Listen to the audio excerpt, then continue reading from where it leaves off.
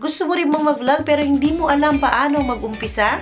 At gusto mong mag-create ng mga videos for remembrance? Or gusto mong kumita ng ekstrang pera sa paggawa ng mga videos dahil ito ay iyong hobby? O baka naman gusto mo lang may bagong matutunan ngayong 2024 at ito ang iyong New Year's resolution na magkaroon ng sarili mong YouTube channel? Or gusto mo lang talagang gumawa ng YouTube channel to spread your kindness sa universe through YouTube?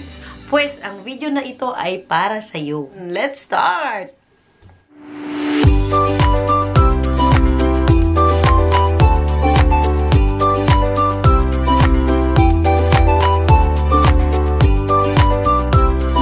Paano nga ba gumawa ng YouTube channel at mag-start sa pag-vlog?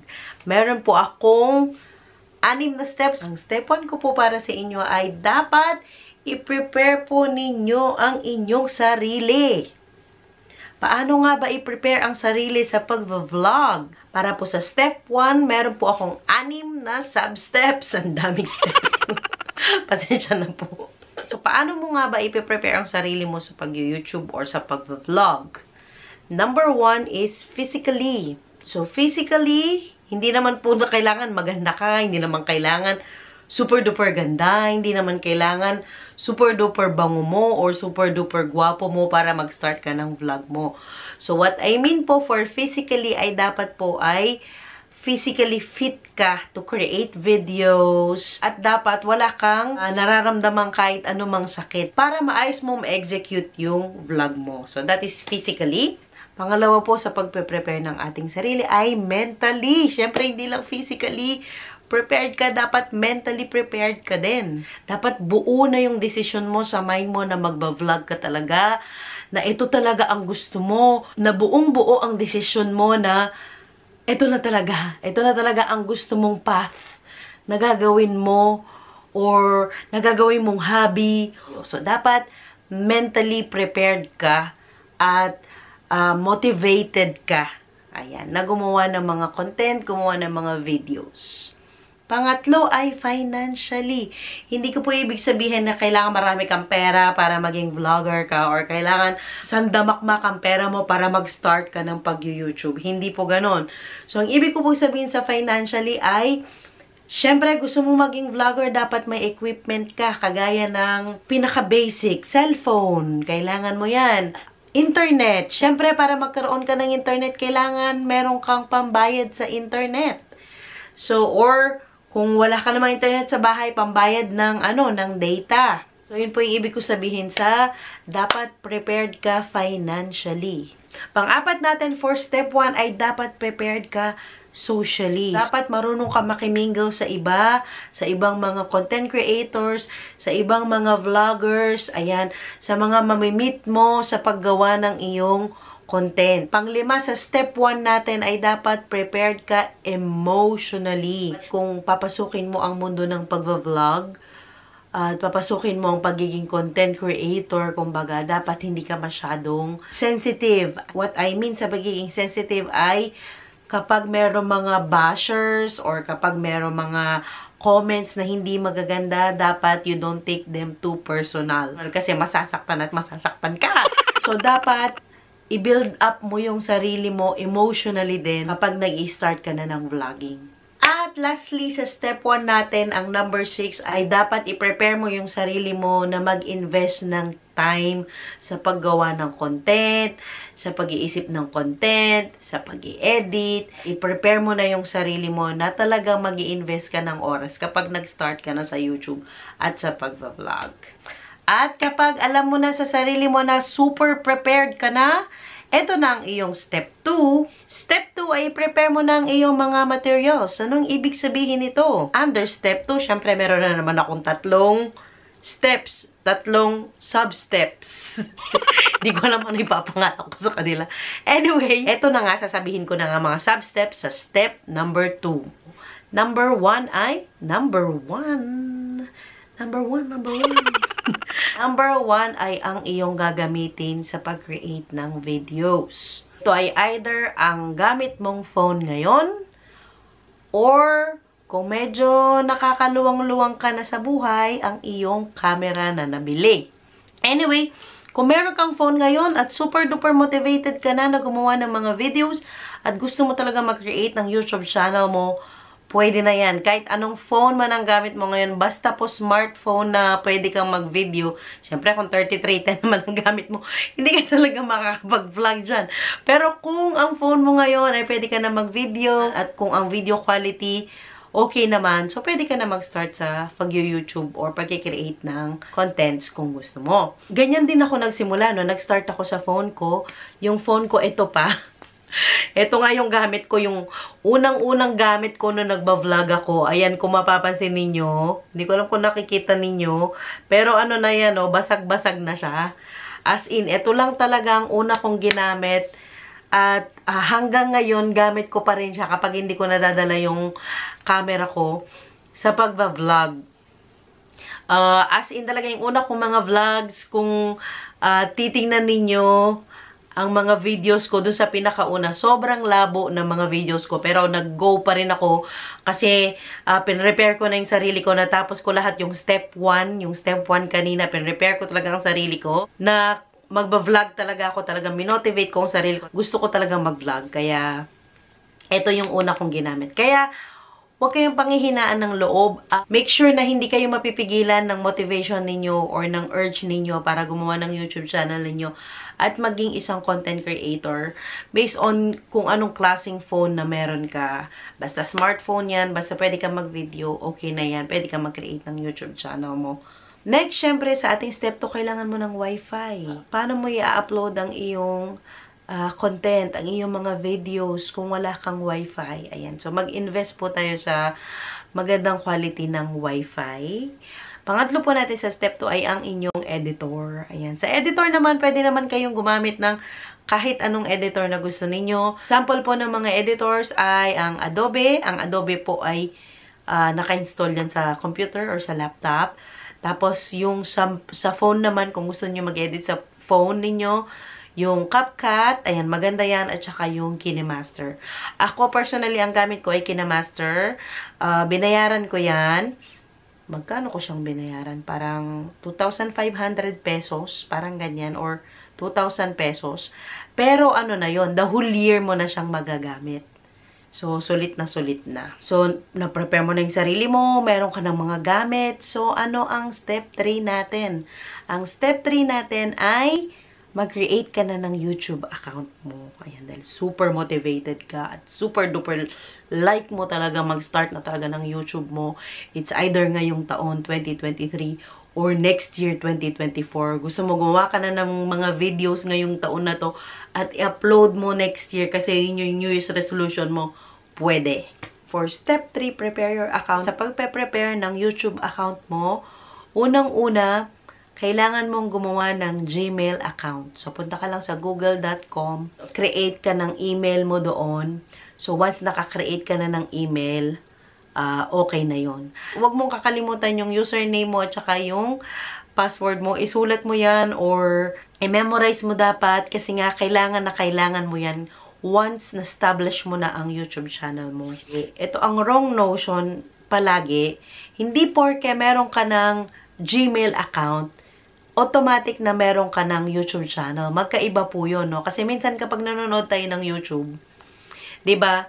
Pinapa-sign in ka, tapos makikita mo doon sa may right side, makikita mo yung picture mo doon or yung name ng account mo doon sa taas ng YouTube mismo, yung homepage ng YouTube. So, hindi porke may Gmail account ka, meron ka ng YouTube channel. So, ang pangalawang gagawin mo, once nakagawa ka na ng Gmail account mo, punta ka sa YouTube, tapos pindutin mo yung picture mo, create ka ng YouTube account or create ka ng YouTube channel mo using your Gmail. Ganon ka-importante ang Gmail account mo sa pag-connect ng YouTube channel mo kasi ang YouTube ay owned by Google. Sa paggawa mo ng channel name mo, wag naman yung baby mo, baby ko, baby ng lahat, yung mga ganyan. Make sure naman yung channel name mo ay unique. Nung ako, ganito ang ginawa ko. Una, nilagay ko yung first name ko, tapos nilagyan kong vlog. Tapos, ni-research ko sa Google, napakarami na pala ng ganon yung Precious Marie Vlog. Kaya ang ginawa ko na lang ay pinangalan ko sa anak ko na babae yung YouTube channel ko. So, ang ginawa kong channel name ay Zonina's World Vlog. So, nilagyan ko lang ng world kasi nga a year ago, isa pa lang ang anak ko, si Zonina pa lang. And yung channel ko ay umiikot sa buhay niya dito sa The Netherlands. Dahil walang kapangalan yung channel name ko, mabilis siyang makita sa Google at saka sa YouTube. Kapag tinype mo siya, yung lalabas na channel, yung channel ko mismo, wala nang iba. Madali siyang mahanap, kumbaga. Kung marami kang kapangalan, kung yung channel name mo ay maraming kapangalan, may tendency na kapag tinype ang name mo sa YouTube or sa Google, marami kayong lalabas. So, hindi ka agad lalabas yung account mo. So, make sure na unique ang pangalan ng YouTube channel mo.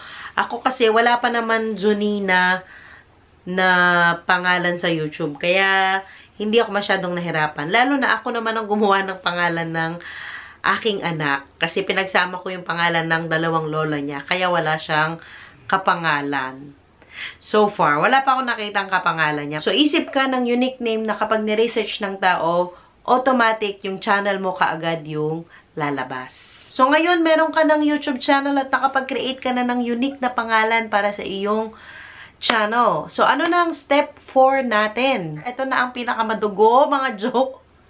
Ang step 4 ay ang paggawa ng content. Mag-isip ka kung ano ba ang gusto mong i-content. Saan ka ba magaling? Ano ba ang hilig mo?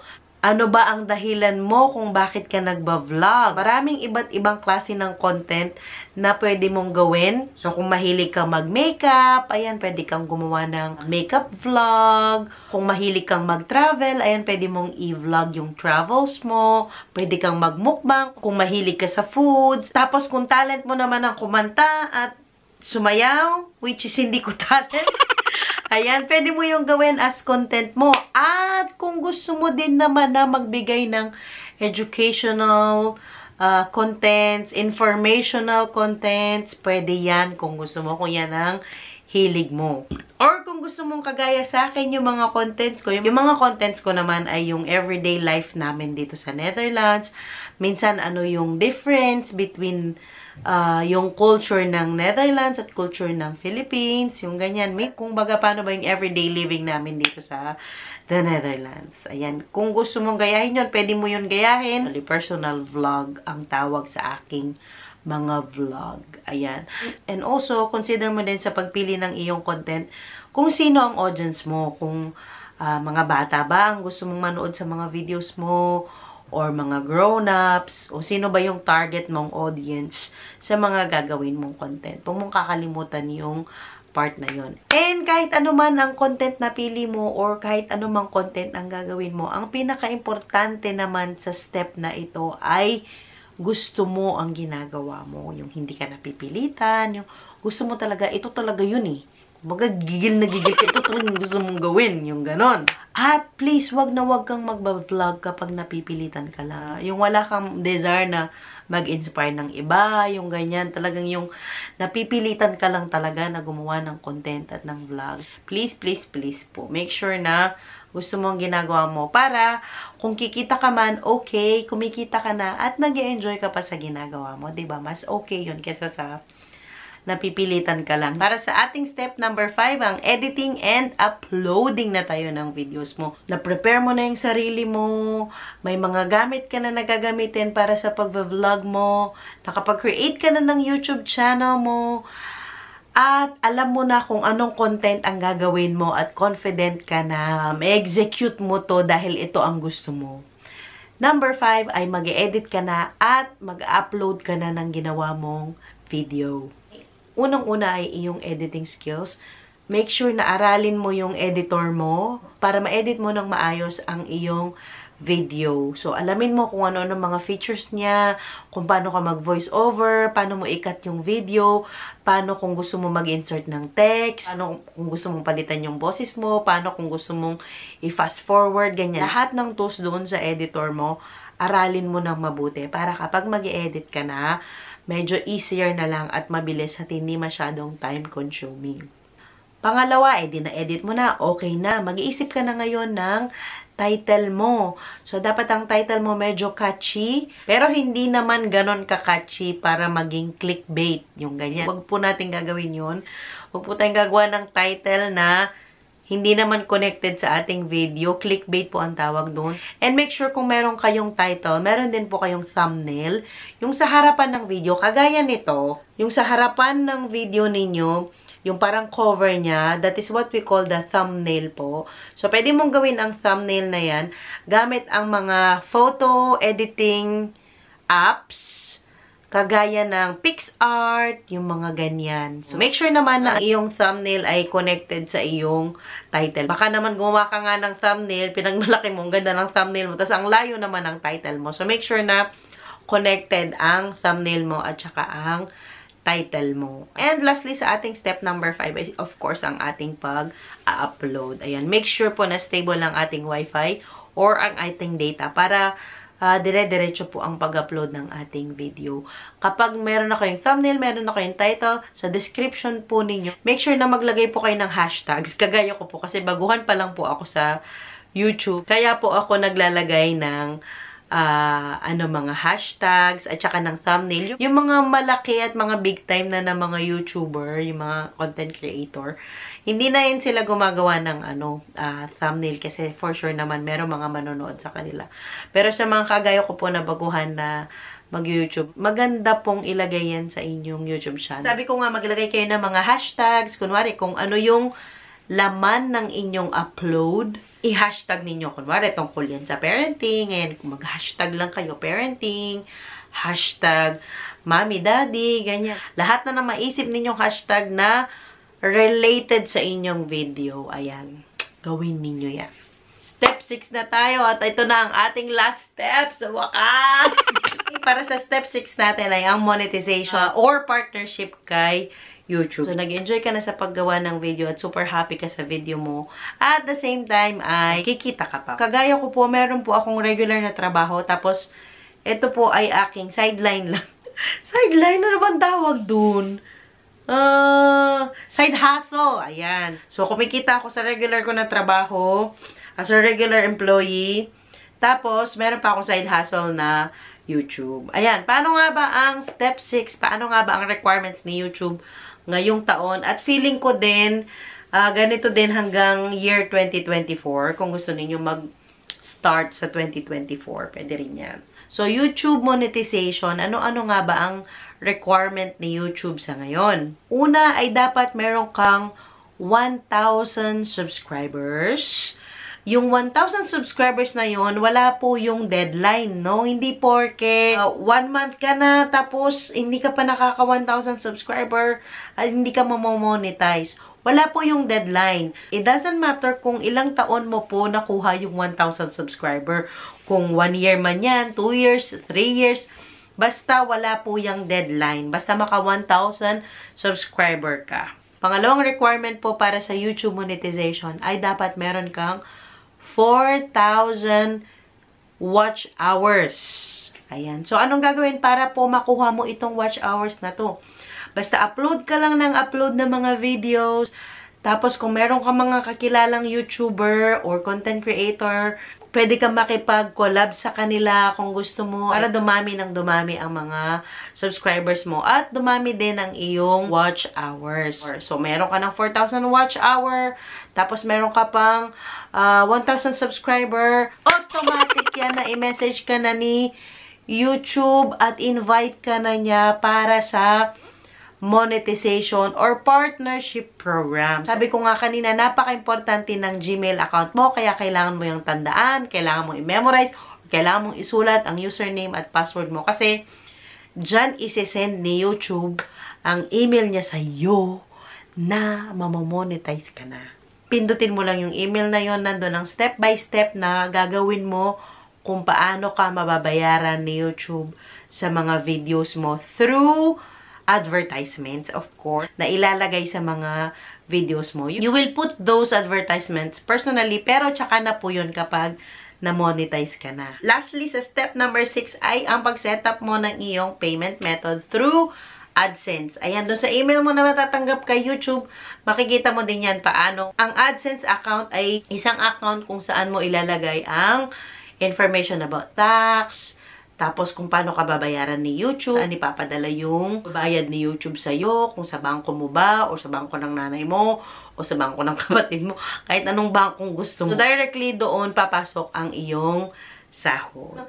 So, ayun na lahat ang mga steps kung paano gumawa ng YouTube channel at paano magsimula sa YouTube, paano maging isang content creator, o paano maging isang vlogger. Sana po ay may natutunan kayo sa video na ito. Kung nagustuhan po ninyo ang video na ito, please don't forget to like this video. Share nyo na rin po ang video na ito sa inyong mga friends, sa inyong mga kumare, sa inyong mga kamarites, para po meron silang idea paano mag-start ng kanilang YouTube channel. Kasama po yung marites. Anyway, please don't forget to subscribe po sa aming channel, Zonina's World Vlog.